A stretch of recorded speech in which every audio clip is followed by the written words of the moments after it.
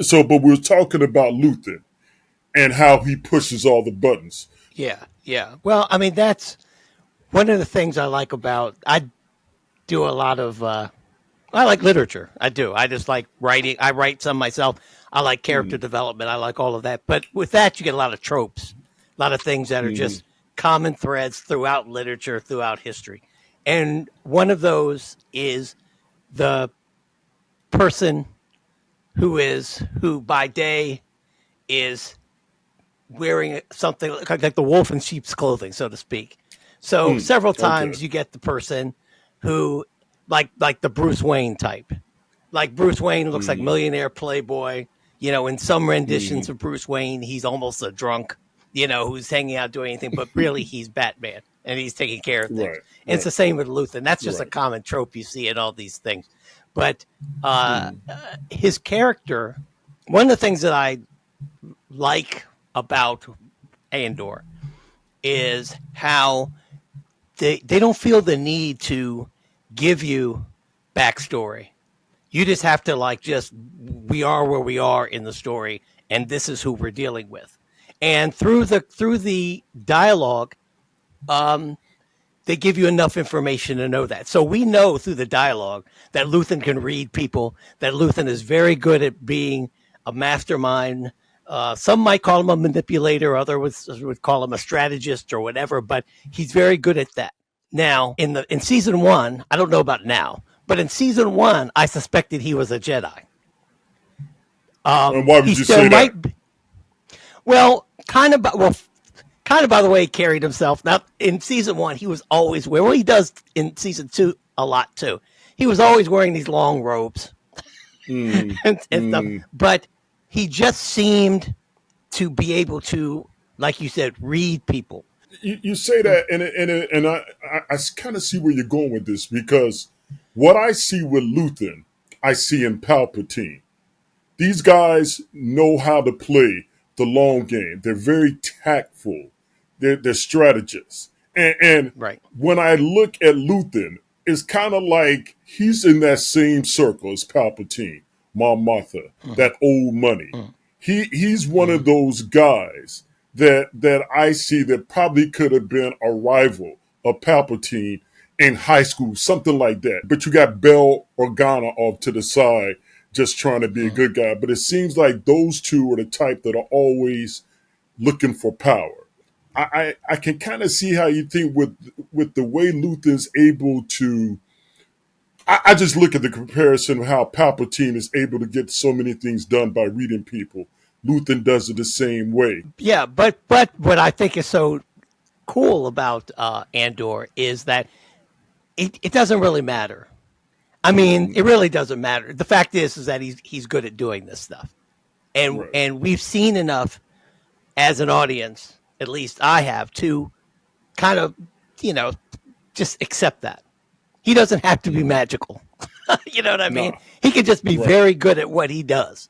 But Right. I was I did at first have that suspicion about him. And I like that mystery.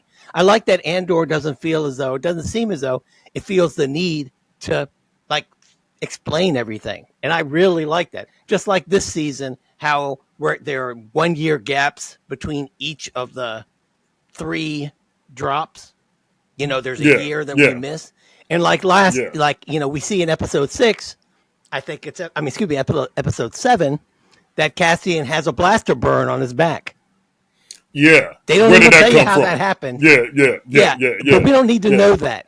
We know that it Yeah. probably, because he puts himself in enough situations to where you can easily get a blaster burn on your back. So we don't need to Right. see that.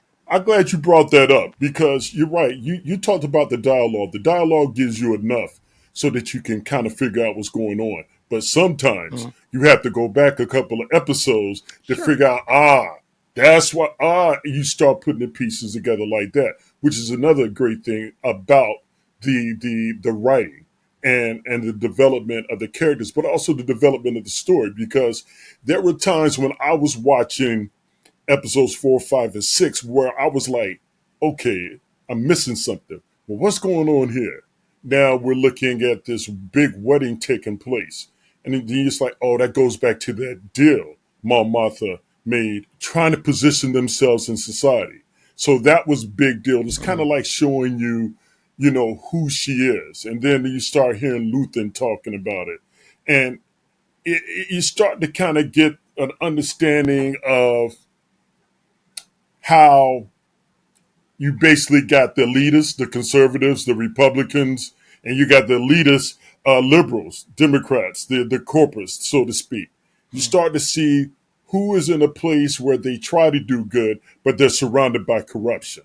That's what's intriguing about it. That's what's special about it. And you talked about Clone Wars. You talked about Rebels. I'm going to tell you this. If I hadn't watched those, I would be going through Andor at a very slow pace because they mention so many things that are associated that you get from those stories. Yeah, I can see that because I listen to I listen to a lot of podcasts, but there are two in particular that I listen to. One's on the Ringer called The House of R with Mallory Rubin and Joanna Robinson, and they're like Star Wars nerds. I mean, they're kind of nerds with all of this fandom type stuff, and so they'll do a deep dive episode about Andor, and so Right. they fill in a lot of blanks for me without having to go back and to actually watch those episodes. And that helps. I mean, it does help. I don't think it's necessary to get the gist of what's going on, but what you find if you are interested in looking at it is this stuff is so layered and rich that it's really, for people who have an appreciation for that kind of stuff, it's really quite remarkable just how much lore they've created out of this brainchild of George Lucas. Now, I know George Lucas based this on mythology that existed anyway. This is, the hero's journey and all of that. All of this is not he didn't reinvent the wheel, but with these particular set of characters, the world building, the lore that's been built out of A New Hope is not only is it remarkable, it's really well done, and it's impressive if you like that kind of thing, which I do. When you look at how he built it, I always felt that it was, always kind of thought it was pretty intuitive, kind of genius, that he started with episode 4 in 1977. And it's like he said, okay, I can do 4, 5, and 6 and tell this story with the technology we have. Plus, episode 4 is when you really start getting interested in this whole story that I have up in here. So I'm going to start with this, get everybody's attention. But as he did it, technology got better. And then he was able to go back and do episode 1, The Phantom Menace. Well, I know that's not why he did it, but I feel that he kind of lucked out and kind of had a very great way of presenting his whole story. Yeah. But the fact that you always started at episode 4, I always thought it was funny. Yeah. I said to my mom, little, I said, okay, that was episode 4. What was episode 1, 2, and 3? My mom said, that's a good question, son. Right. And look at where we are today, because when we say you got layers of this and really breaking down the layers, I find it very interesting. Who else am I trusting that I shouldn't? Everyone? Well, let me guess, in the end, it's only you I can trust. Is that it? Tonight, that's true. Now, I want to ask you about one particular scene. I was going back to episode 1 when he steals the ship, when he steals that new TIE fighter. Episode 1 of this season. Yeah, of season 2, episode 1 of this season. Mm-hmm. Yeah. And he lands. He's supposed to be meeting the other pilot to give them the ship and take off, but he lands in this hot zone, and what, in my opinion, starts to become a moment in this movie where it's the Lord of the Flies. And everybody wants to get out. Everybody has this same goal of wanting to get out. But they're so divided amongst each other that they can't think straight. And the one person that can put it in play for them to get out, they won't listen to him. It's the pilot. It's Cassian, it's Andor. Right. and the whole struggle, the dynamic between them, it's insanity, man. Well, I think it's quite realistic. That group is called the Maya Pei that were on that planet. And I Yeah, think a lot of that's the case. And if you look and you go back and you read the histories of many groups that have formed that were either revolutionaries or they were just movements, there's always a dissension because human nature is that people are it's hard for humans to agree, period. It's just hard for humans to agree on something. And then when you start making decisions that will have a major effect on the direction of, I guess, the movement or what your organization is going to do, it's very unlikely that everyone's going to agree, and there's going to be some dissension, and that's why a lot of these things don't get off the ground. If the Maya Pei were the rebels, if that was the core of what was going to be of the rebels, then there would never be an alliance. They would those guys would never. Now they had all the will to go fight. You saw they had the will. They drew those guns on Cassian. They're ready to go, but they just don't have what it takes, the skills or the brain power to do what needs to be done. And so I think that's quite. Yeah, they're scared and they just don't know. They just don't think strategically. You saw how Cassian the whole time was like, you guys collecting water? You know what I mean? Y'all doing this, y'all doing that. Everything he's telling them, it can help them. Right. He sees what's going on. But eventually, Cassian, being who he is, he sees a chance. He gets out of Dodge because these fools are just up there arguing over nonsense. Everybody wants the same goal. But yet, nobody is willing to take the time to listen to what works because they don't know where to go. And they're so defiant. And that's the crap that we're dealing with now in society. Right. Well, see, if you remember in season 1, when Luthen goes to meet with Saul Guerrera. The garrison at Aldani. Was that you? I was just about to ask you the same thing. Saul. Yeah. That's my man. And Saul, and he named some of these groups.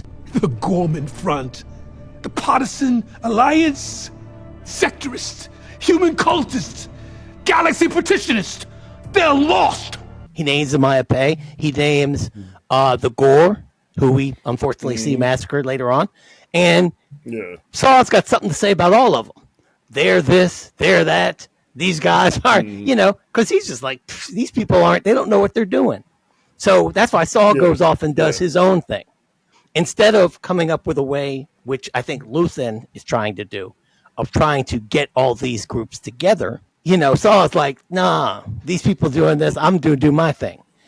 And and even Luthen dismisses a lot of them himself. I mean, that's the other thing about Luthen. Luthen is not, and I think that's one of the reasons why we don't see him in Rogue One. I don't know what his fate is going to be, but I think he knows that he's not the guy to unite all these people. He's the guy to get to I think he knows his job is to introduce these, to do his best. Yeah, he's the recruiter. All these people.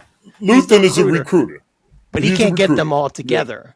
And the thing that I like the most about a lot of Luthen's lines and his attitude, which I think is really profound, that I don't, seldom people think about it, and I don't really think about it until something happens, is that Luthen knows, like he says, they're gonna hang us all. He's like, we're not surviving this thing. We're trying to go over we're going up against the Empire. So, we got to do what we can do. But if you're thinking that this is going to end up where we go off with Bix to some great, paradise in the future, that's not going to happen. We're going to be dead. No, it's not going to happen. Yeah.